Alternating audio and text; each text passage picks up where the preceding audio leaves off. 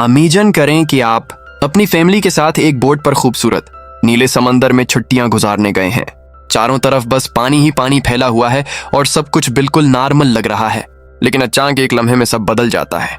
सोचें, अगर समंदर का सारा पानी अचानक गायब हो जाए और आप समंदर की वीरान जमीन पर फंस जाएं, तो आपके जहन में पहला सवाल यही आएगा कि आखिर ये पानी कहाँ गया और क्या ये वापस आएगा। यही सब राज हम एक ऐसी फिल्म में देखते हैं जो आपको सांस रोकने पर मजबूर कर देगी। कहानी के आगाज में हम एक फैमिली को देखते हैं जो अपने बोट पर कैरिबियन ओशन के बीचों बीच मौजूद होती है। ये फैमिली अपने बेटे बीन की सालगिरह मनाने के लिए यहाँ आई थी ताकि ये दिन यादगार बन सके। सभी बहुत खुश थे, लेकिन उन्हें मालूम नहीं था कि ये खुशी ज्यादा देर कायम नहीं रहने वाली। कुछ देर सब कुछ बिल्कुल नॉर्मल चलता है। फैमिली वाले समंदर का हुसीन मंजर एंजॉय कर रहे थे कि बीन की माँ जोलिया ने तैराकी के लिए समंदर में छलांग लगा दी। इधर बीन और उसके वालिद टूम फशंग में मसरूफ थे, लेकिन फिर अचानक जोलिया को पानी में अजीब सा एहसास हुआ, जैसे कोई बहुत बड़ी चीज उसके इर्द गिर्द चक्कर लगा रही हो। उसने इधर उधर देखा मगर कुछ दिखाई नहीं दिया, और फिर एक लम्हे में उसे किसी ताकत ने नीचे खींच लिया। इसी वक्त बोट पर रखे आलात भी तेजी से हरकत करने लगे, जैसे कोई बड़ा वाकया होने वाला हो। बीन और टॉम इस सब को समझ न पाए क्योंकि वो अब भी फशंग में बिजी थे। दूसरी तरफ जोलिया देखती है कि वो अपने बोट से चंद सेकंड्स में ही बहुत दूर जा चुकी है और पानी में डूब रही है। वो अपनी जान बचाने के लिए जोर जोर से टूम को आवाजें देने लगती है, मगर इतनी दूरी के बाद किसी की तोजा उस पर नहीं जाती। जूलिया को महसूस होता है कि समंदर का पानी तेजी से पीछे हट रहा है। वो घबराकर अपनी बेटी कैसी को आवाज देती है, मगर कैसी हेडफोन लगाकर सनलाइट एंजॉय कर रही थी। न बीन, न कैसी और न ही टूम को पता था कि जूलिया समंदर में उतरी है। जूलिया आहिस्ता आहिस्ता इन सब से दूर होती जा रही थी। खुशकिस्मती से आखिरकार टूम को हल्की सी उसकी आवाज सुनाई दी। उसने पलट कर देखा और वो अपनी बीवी को पानी में जदोजहद करते देख लेता है। टॉम अपनी बीवी को बचाने के लिए फौरन पानी में छलांग लगा देता है। दूसरी तरफ बीन जल्दी से बोट का इंजन स्टार्ट करता है और उसे उनके करीब ले आता है। खुशकिस्मती से टॉम जूलिया को डूबने से बचा लेता है। जब वो दोनों बोट के करीब पहुंचते हैं तो बीन और कैसी उन्हें ऊपर खींच लेते हैं। इस तरह जूलिया की जान बच जाती है। बोट पर आते ही टॉम अपनी बेटी कैसी पर गुस्सा करता है। वो कहता है, तुम्हारा ध्यान कहाँ था? मैंने तुम्हें कहा भी था कि जब तुम्हारी माँ समंदर में तैराकी करेगी तो तुम्हें उस पर नजर रखनी है। कैसी शर्मिंदा होकर सूरी कहती है और कहती है कि उसने हेडफोन पहने हुए थे। अब रात होने लगी थी, इसीलिए वो सब बीन की सालगिरह मनाने की तैयारी करने लगे। रात को खुशी खुशी बर्थडे सेलिब्रेट किया गया, लेकिन इसी दौरान कैसी के बवाए फ्रेंड की वीडियो कॉल आ जाती है। कैसी उसे बताती है कि वो सब बोट पर बहुत एंजॉय कर रहे हैं, लेकिन उसका बवाए फ्रेंड उसे खबरदार करता है, तुम सब जल्दी से सतह पर वापस आ जाओ। टीवी पर खबर चल रही है कि कुछ बहुत बड़ा होने वाला है जो पूरी दुनिया के लिए गैर मामूली होगा। ये सुनते ही कैसी नोट्स करती है कि उसके बवाए फ्रेंड के पीछे शहर में एक बहुत बड़ा तूफान आ रहा है। ये मंजर देखकर कैसी परेशान हो जाती है क्योंकि वो सब एक महफूज जगह पर बिल्कुल भी नहीं थे। वो इससे मजीद बात करने की कोशिश करती है, लेकिन अचानक कनेक्शन कट जाता है। ये बात वो फौरन अपनी माँ और वालिद को जाकर बताती है। उसके बाद वो सब अपनी बोट की सेफ्टी चेक करने लगते हैं। चेक करते हुए उन्हें एक और अजीब चीज दिखाई देती है। बोट के आसपास बेशुमार वेल और शार्क फिश मंडला रही थीं, जबकि इस इलाके में वेल या शार्क मछलियां आम तौर पर पाई ही नहीं जाते। अभी वो कुछ सोच ही रहे थे कि अचानक बोट को एक जोरदार झटका लगता है। सब घबरा जाते हैं। टूम फौरन समझ जाता है कि बोट के निचले हिस्से से कोई बड़ा क्रीचर टकराया है। टूम नीचे पानी में जाकर बोट को चेक करता है। वो देखता है कि बोट के निचले हिस्से में एक बहुत बड़ा डेंट आ चुका है, जो यकीनन किसी बड़ी शार्क ने दिया था। ये देखने के बाद जब टूम वापस ऊपर आता है तो उसके कंधे पर गहरा जख्म होता है। जूलिया फौरन उसके जख्मों पर टांके लगाती है। यहाँ टूम अपनी फैमिली को बताता है कि इस शार्क के हमले की वजह से इंजन खराब हो गया है। अब वो लोग बोट को आगे नहीं ले जा सकते।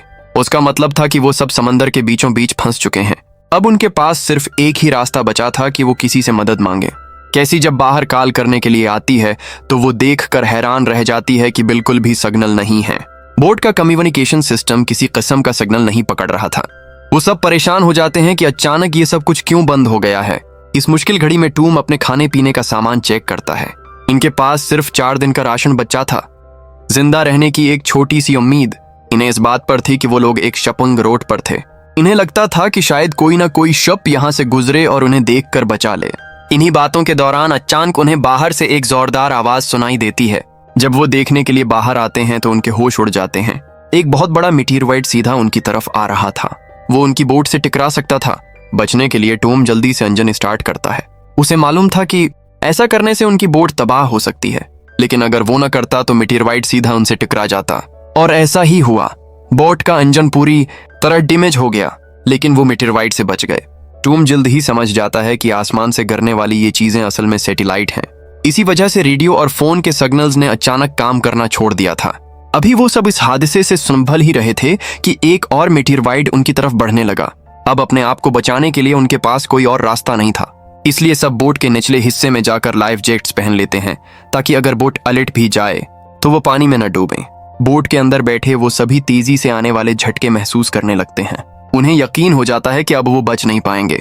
तभी अचानक एक जोरदार धमाके की आवाज गूंजती है और वो सब बेहोश हो जाते हैं। जब उन्हें होश आता है तो वो ये देखकर हैरान रह जाते हैं कि वो जिंदा हैं। जिस्म पर चोटें जरूर थीं, मगर वो सब महफूज थे। लेकिन अजीब बात ये थी कि बोट के अंदर कई जगह छोटे बड़े सुराख हो चुके थे, फिर भी पानी अंदर नहीं आ रहा था। जब ये फैमिली बाहर निकलकर समंदर का नजारा देखती है तो वो सब अपनी आंखों पर यकीन नहीं कर पाते। जब वो सब बाहर देखते हैं तो उनके होश उड़ जाते हैं। ये मंजर ऐसा लग रहा था जैसे वो सब किसी और दुनिया में पहुंच गए हों। जहां कल रात तक पानी की लहरें शोर मचा रही थीं, वहां अब ऊंचे ऊंचे पहाड़ और गहरे गड्ढे नजर आ रहे थे। ये सब जल्दी ही ये बात समझ गए कि वो किसी सहरा डिसर्ट में नहीं है, बल्कि अब भी समंदर के बीचों बीच हैं। फर्क बस ये था कि समंदर का सारा पानी अचानक किसी दूसरी जगह शिफ्ट हो गया है। टूम फौरन अपना कंपास निकालता है और समझ देखने लगता है। वो समझ जाता है कि ये सब जमीन के पोल्स के बदलने की वजह से हुआ है। नॉर्थ पोल और साउथ पोल अपनी जगह बदल चुके हैं, यानी जहां पहले जमीन पर लोग बसते थे वहां समंदर का पानी बह गया, और जहां पहले समंदर था वहां अब खशक जमीन बन चुकी है। ये सच्चाई सुनकर सबके सब हैरान रह जाते हैं। टूम एक और खौफनाक बात भी बताता है। उस तब्दीली के दौरान जो इंसान जमीन पर जिंदा थे वो शायद सब मारे जा चुके हैं। ये बात सुनकर कैसी टूट जाती है। वो कैबन में जाकर खुद को बंद कर लेती है, क्योंकि उसे एहसास हो जाता है कि उसका बॉय फ्रेंड भी अब इस दुनिया में जिंदा नहीं रहा। इधर जूलिया बचे हुए खाने पीने का सामान उठा करने लगती है। बीन अपने बर्थडे के सारे गुब्बारे हुआ मैं छोड़ देता है, ताकि अगर इस इलाके में कोई और जिंदा बचा हो तो वो उन्हें देखकर यहाँ आ सके और वो सब मिलकर इस सूरत हाल का सामना करें। इसी दौरान टूम रेडियो के जरिए किसी से राब्ता करने की कोशिश करता है। उसे उम्मीद तो नहीं थी कि जवाब मिलेगा, मगर हैरानकुन तौर पर उसे जवाब मिलता है। ये जवाब एक कैप्टन की तरफ से आता है जिसका नाम नातो था। नातो भी उस समंदर के बदलने की हकीकत जानता था, क्योंकि वो भी अपनी सबमरीन में फंस चुका था। टॉम इससे पूछता है अब इस सूरत हाल में हमें क्या करना चाहिए। इस पर कैप्टन नातो वो बात बताता है जिसे सुनकर सबके पैरों तले जमीन निकल जाती है। कातिल जब बाहर झांकता है और अपने कुत्ते को मुर्दा देखता है तो फौरन समझ जाता है कि जूलिया बोट के बाहर है। जैसे ही वो नीचे उतरकर उसे पकड़ने आता है, जूलिया मौका का फायदा उठाती है और वापस ऊपर बोट में आ जाती है। वो एक शीशे को तोड़कर अंदर दाखिल होती है, लेकिन थोड़ी ही देर में वो कातिल उसे पकड़ लेता है। वो जूलिया के बाल पकड़कर उसे मारने लगता है और उसका गला दबाने की कोशिश करता है। जूलिया भी पूरी ताकत से लड़ने की कोशिश करती है। इधर कैसी जो ये सब कुछ केबन से देख रही थी, उसे फौरन फ्लेयर गन याद आती है। वो हिम्मत करके खुद को बचाने के लिए बाहर निकलती है। बोट से बाहर निकलते वक्त कातिल एक बार फिर जूलिया पर हमला करता है, लेकिन इस बार जूलिया लात मारकर उसे पीछे गिरा देती है। बाहर आकर कैसी और बैन अपने वालिद की लाश देखकर जार व कितार रोने लगते हैं। उन्होंने कभी सोचा भी नहीं था कि ये दिन देखना पड़ेगा।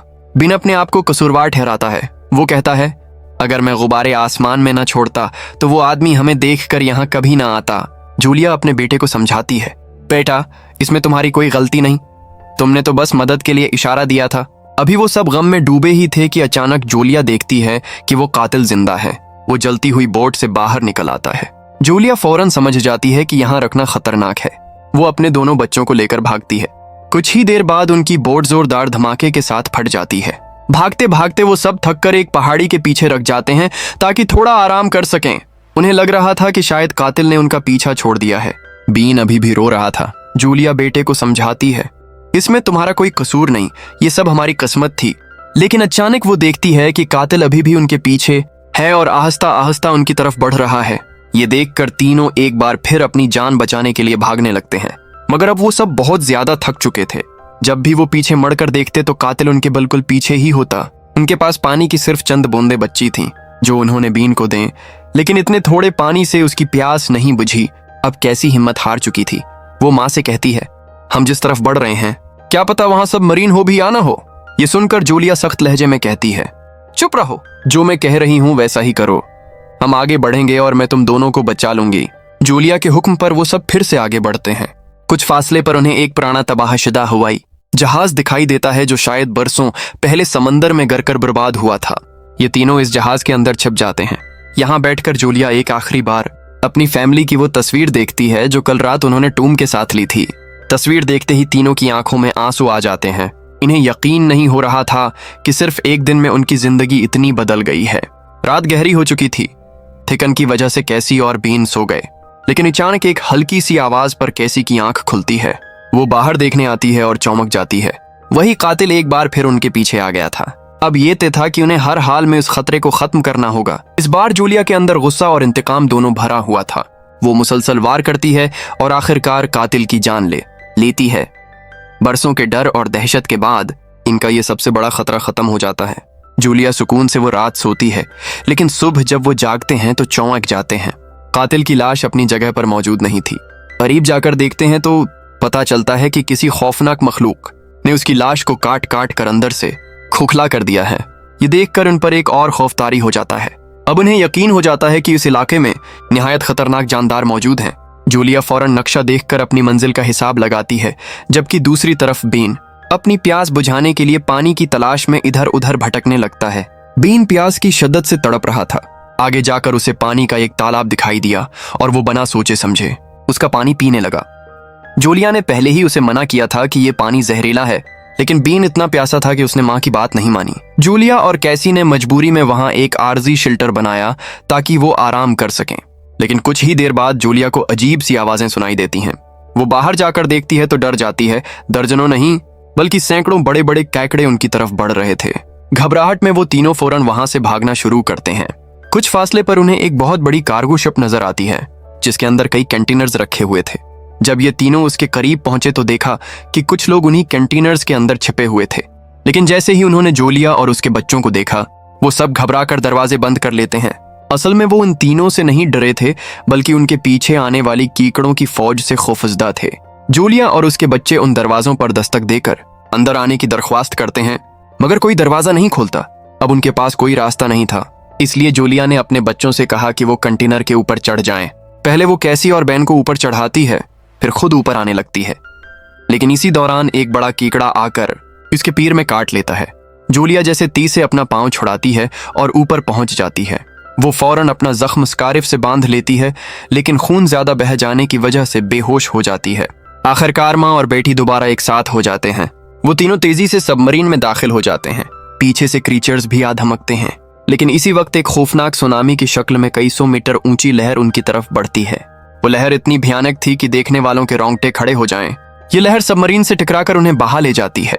जब जूलिया को होश आता है तो वो हैरान रह जाती है। इनकी सबमरीन अब पानी में नहीं थी, बल्कि एक उजड़े हुए शहर के बीच खड़ी थी। वो शहर पूरी तरह तबाह हो चुका था।